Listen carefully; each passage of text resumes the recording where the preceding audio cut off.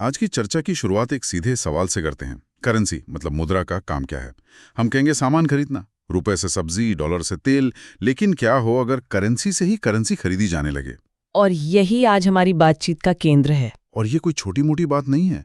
अब तो दुनिया के सबसे बड़े फाइनेंशियल जायंट्स जैसे कि ब्लैक रॉक, वो भी इस खेल में उतर आए हैं। बिल्कुल, ये अब सिर्फ कोई तकनीकी प्रयोग नहीं रह गया है। जब ब्लैक रॉक जैसी कंपनी अमेरिका में बिटकॉइन ETF लॉन्च करती है, तो ये एक सिग्नल है, एक बहुत बड़ा सिग्नल कि कुछ बदल रहा है। तो आज हम स्रोतों के आधार पर इसी दुनिया के कह सकते हैं कि इंजन रूम में झांकेंगे। ये समझने की कोशिश करेंगे कि ये क्रिप्टो ट्रेडिंग, खासकर फ्यूचर्स ट्रेडिंग, असल में काम कैसे करती है। और ये कोई किस्मत का खेल नहीं है? नहीं, बिल्कुल नहीं। ये एक ऐसा बाजार है जहां किस्मत से ज्यादा जानकारी और मैं कहूंगी मनोविज्ञान काम आता है। तो चलिए इस दुनिया को परत दर परत खोलते हैं। हम एक ट्रेडिंग प्लेटफॉर्म की बनावट को समझेंगे। कुछ जटिल लगने वाले शब्दों जैसे फ्यूचर्स, स्पॉट और लिवरेज के पीछे की कहानी जानेंगे और देखेंगे कि ये सब असल में कैसे काम करता है। तो एकदम शुरुआत से शुरू करते हैं। भारत में सरकार ने यह साफ कर दिया है कि क्रिप्टो कोई लीगल टेंडर नहीं है। मतलब आप इससे सीधे आलू टमाटर नहीं खरीद सकते।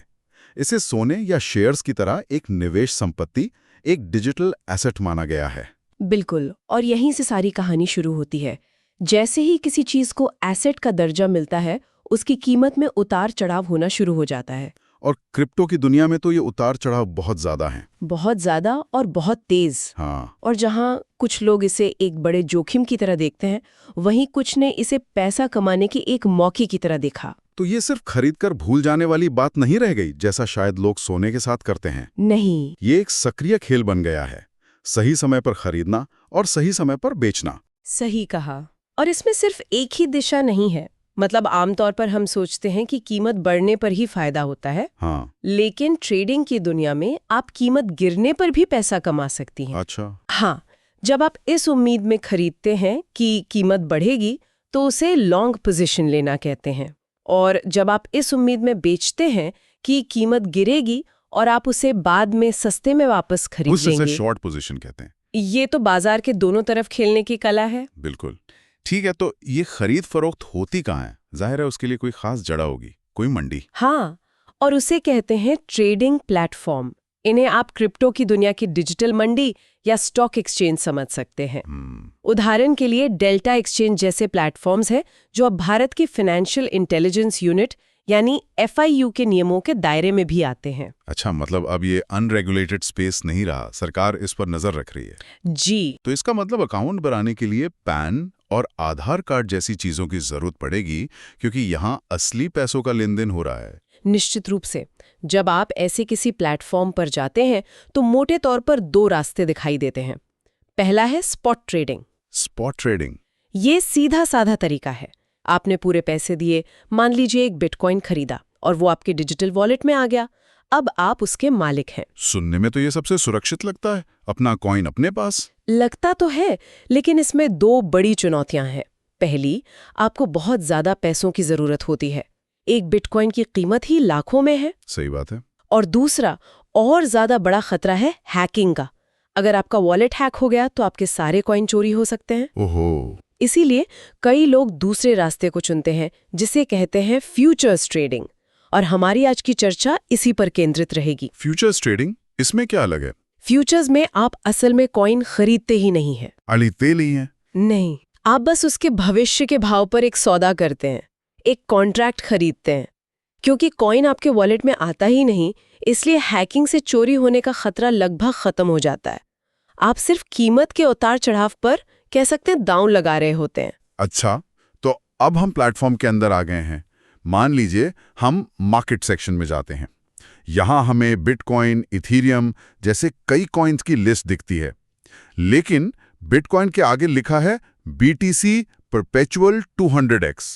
एक मिनट, ये परपेचुअल और 200x, ये 200 गुना, ये सच है क्या?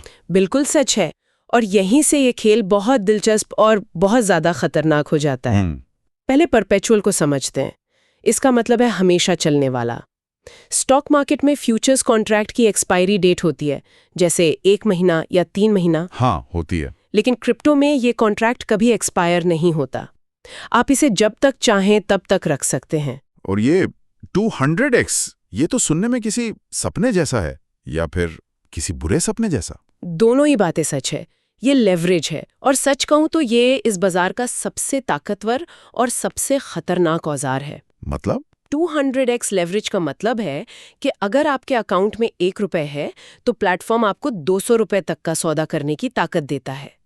ये एक तरह का उधार है जो आपको छोटे से अमाउंट से बड़ी पोजीशन लेने की क्षमता देता है। लेकिन इसका मतलब ये भी हुआ कि अगर बाजार आधा प्रतिशत भी आपकी सोच के खिलाफ चला गया तो आपका पूरा पैसा खत्म। बिल्कुल, आधा प्रतिशत की गिरावट और आपका लगाया हुआ पूरा पैसा जीरो। इसे ही लिक्विडेशन कहते हैं। ये इस खेल का सबसे क्रूर नियम है। आपका सौदा अपने आप बंद हो जाता है और आपका पैसा चला जाता है। और शायद ये प्लेटफॉर्म्स की कमाई का एक बड़ा जरिया भी होगा। एक बहुत बड़ा जरिया। वे इस जोखिम को संभव बनाने के लिए ही तो मौजूद हैं। ये तो बहुत जोखिम भरा है। अच्छा, लिस्ट में एक और चीज दिखती है, 24 घंटे का वॉल्यूम, जैसे बिटकॉइन का $522 मिलियन। इसका क्या मतलब है? वॉल्यूम का मतलब है कि उस प्लेटफॉर्म पर पिछले 24 घंटे में कितने मूल्य की खरीद बिक्री हुई है, और ये एक बहुत जरूरी आंकड़ा है। क्यों? ज्यादा वॉल्यूम एक स्वस्थ बाजार की निशानी है। इसे ऐसे समझिए, आप एक ऐसी मंडी में हैं जहां बहुत सारे खरीदार और बेचने वाले हैं। जब आप कुछ बेचना चाहें तो तुरंत खरीदार मिल जाए, और जब खरीदना चाहें तो बेचने वाला तैयार हो। मतलब अगर वॉल्यूम कम है तो आप फंस सकते हैं। आपके पास बेचने के लिए कॉइन तो है, लेकिन कोई खरीदने वाला ही नहीं है। एकदम सही। कम वॉल्यूम वाले कॉइन में ट्रेड करना रेगिस्तान में पानी बेचने जैसा है। आपको सही कीमत पर खरीदार ही नहीं मिलेगा। मैंने खुद देखा है कि लोग अच्छी कीमत पर भी अपना माल नहीं बेच पाते क्योंकि दूसरी तरफ कोई था ही नहीं। तो पेशेवर ट्रेडर्स हमेशा हाई वॉल्यूम वाले बाजारों में ट्रेड करना पसंद करते हैं। हमेशा। ठीक है, तो हमने प्लेटफॉर्म को समझ लिया, लेवरेज का मतलब जान लिया, लेकिन जब असल में ट्रेड करने बैठते हैं तो सामने क्या दिखता है? एक स्क्रीन जिसपे बहुत सारी कैंडल्स और लाल हरे नंबर नाच रहे होते हैं। पहली नजर में ये डरावना लग सकता है। बिल्कुल, पर असल में ये बाजार की धड़कन है। इस स्क्रीन को समझना जरूरी है। सबसे पहले 2 कीमतों पर ध्यान दें। एक होती है ट्रेडेड प्राइस और दूसरी होती है मार्क्ड प्राइस। ट्रेडेड और मार्क्ड, हाँ, दोनों लगभग बराबर चलती हैं, लेकिन उनका मकसद अलग है। ट्रेडेड प्राइस वो कीमत है जिस पर उस प्लेटफॉर्म पर आखिरी सौदा हुआ है। ठीक है, तो फिर मार्क्ड प्राइस की क्या जरूरत है? कीमत तो एक ही होनी चाहिए। यहाँ एक बहुत गहरा पहलू छिपा है।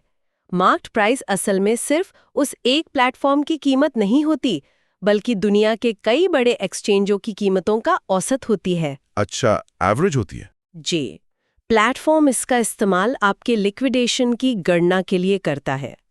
ऐसा इसलिए ताकि कोई एक एक्सचेंज जानबूझकर या किसी तकनीकी गड़बड़ी की वजह से कीमत में अचानक 1 सेकंड के लिए बहुत बड़ा स्पाइक ना ला दे, जिसे स्कैम विक भी कहते हैं। और उससे आपका सौदा बेवजह खत्म ना हो जाए। बिल्कुल, ये ट्रेडर्स को बाजार के ऐसी चालाकियों से बचाने का एक तरीका है। अच्छा, ये तो एक तरह का सेफ्टी फीचर हुआ। अब उन लाल और हरे नंबरों के लिस्ट पर आते हैं जो लगातार ऊपर नीचे होती रहती हैं। उसे ऑर्डर बुक कहते हैं।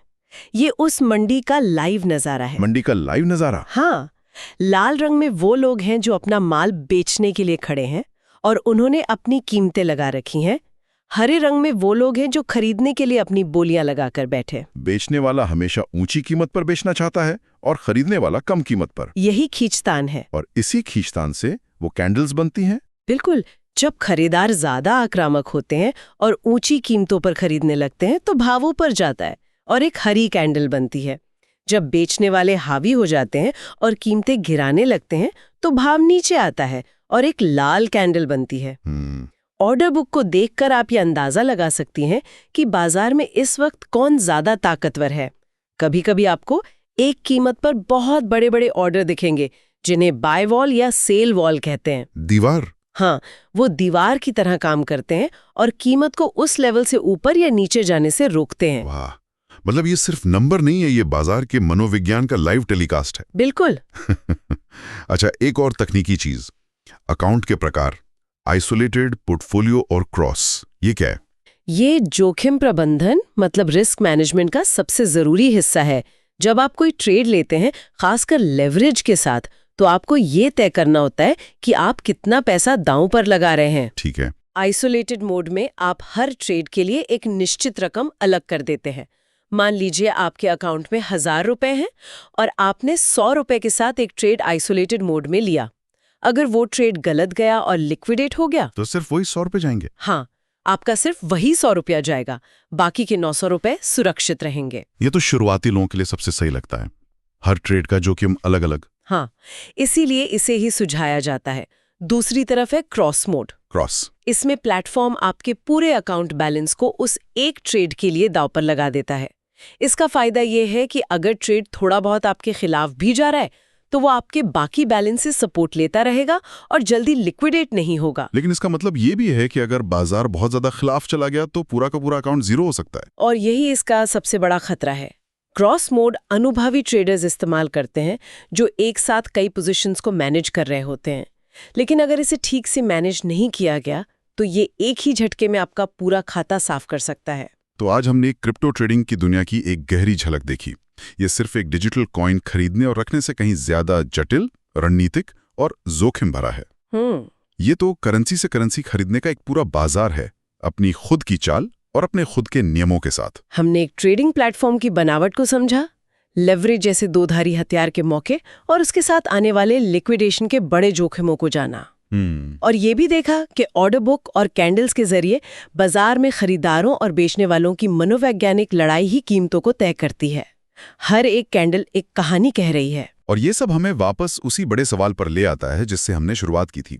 ब्लैक रॉक जैसी विशाल पारंपरिक निवेश कंपनी वो अब अमेरिका में क्रिप्टो ETF क्यों लॉन्च कर रही हैं? वे इस दुनिया में क्यों कूद रहे हैं? और यही आज का सबसे बड़ा सवाल है।